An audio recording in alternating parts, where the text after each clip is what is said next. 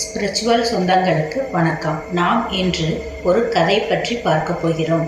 தவறு செய்தவர்கள் திருந்தும் முயற்சியை விமர்சிக்க கூடாது. அப்படி செய்தால் அவன் செய்த பாவங்களை பங்கு போட்டு கொள்ளும் நிலைமை ஏற்படும் என்பதை பற்றிய கதையை பற்றி இப்போது பார்ப்போம். தவத்தில் இருந்த ஒரு மகரிஷி கண் திறக்காமல் தினமும் ஒரு முறை கையை நீட்டுவார். கையில் யாராவது எதையாவது போட்டால் என்ன ஏதென பார்க்காமல் விழுங்கி விடுவார். இவர் கையை நீட்டும் நேரம் பார்த்து பக்தர்கள் கனிகள், அப்பம் முதலியவற்றை தருவர்.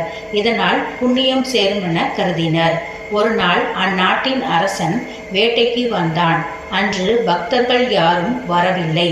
அந்நேரத்தில் மகரிஷி கையை நீட்ட அவரை பரிகாசம் செய்யும் நோக்கத்தில் மன்னன் தான் வந்த குதிரை போட்ட சாண உருண்டையை போட மகரிஷியும் வாயில் போட்டார். மன்னன் சிரித்தபடியே போய்விட்டான். மறுநாள் முனிவர் ஒருவர் அரசவைக்கு வந்தார். முக்காலமும் உணர்ந்த அவர் மன்னா, நேற்று நீ காட்டில் தவம் இருக்கும் மகரிஷிக்கு குதிரை சாணம் கொடுத்தா இல்லையா? அது நரகத்தில் மலை போல் வளர்ந்து கொண்டிருக்கிறது. நீ நரகம் வந்ததும் அதை உண்ண வைப்பர் என சொல்லி விட்டு சென்றார். மன்னன் நடுங்கிவிட்டான். தர்மம் செய்து தன் பாவங்களை குறைக்க முடிவெடுத்தான். அரண்மனை நந்தவனத்தில் ஒரு குடில் அமைத்து தங்கினான். இளம் பெண்களை வரவழைத்து திருமணத்திற்குரிய நகை பணம் கொடுத்து பாவம் செய்வதின் கெடுதல் பற்றி எடுத்து கூறி அனுப்பி விடுவான். இதை அவ்வூரில் சிலர் வேறு மாதிரியாக கதை கட்டினர். மன்னன் இளம் பெண்களை தவறான நோக்கில் வர சொல்கிறான், தவறுக்கு கூலியாக நகை பணம் தருகிறான் என்றனர். ஒரு நாள் பார்வையற்ற கணவரை அழைத்து வந்த ஒரு பெண் அரசனின் குடில் முன்பு நின்று பிச்சை கேட்டாள். அந்த கணவன், நீ யார் வீட்டு முன்பு இப்போது நிற்கிறாய் என கேட்டார். அரசன் வீட்டு முன்பு என்றாள் அந்த பெண். ஓ, தானம் கொடுப்பதாக சொல்லிக்கொண்டு பெண்களின் கருப்பை சூறையாடுகிறானே, அவன் வீட்டு முன்பா என்றார் அந்த பார்வையற்றவர். அந்த பெண் அவரது வாயை பொத்தினாள். அன்பரே, என் கற்பின் சக்தியால் நான் முக்காலத்தையும் உணர்ந்தவள் என்பதை நீங்கள் அறிவீர்கள்.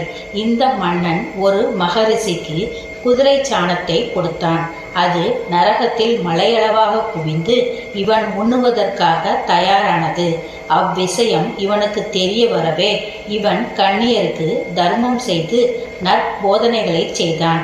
ஆனால் இவனை பற்றி தவறாக பேசி அவனுக்காக குவிக்கப்பட்டிருந்த சாண மலையில் ஒவ்வொரு கவளமாக ஒவ்வொருவரும் பங்கிட்டு கொண்டனர்.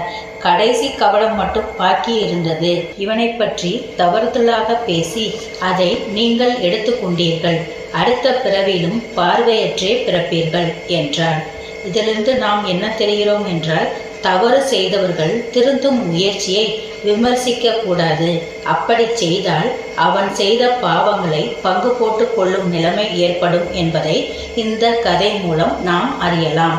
இந்த கதை உங்களுக்கு பிடித்திருந்தால் லைக் பண்ணுங்க, கமெண்ட் பண்ணுங்க, ஷேர் பண்ணுங்க, மறக்காம சப்ஸ்கிரைப் பண்ணுங்க. தேங்க்யூ.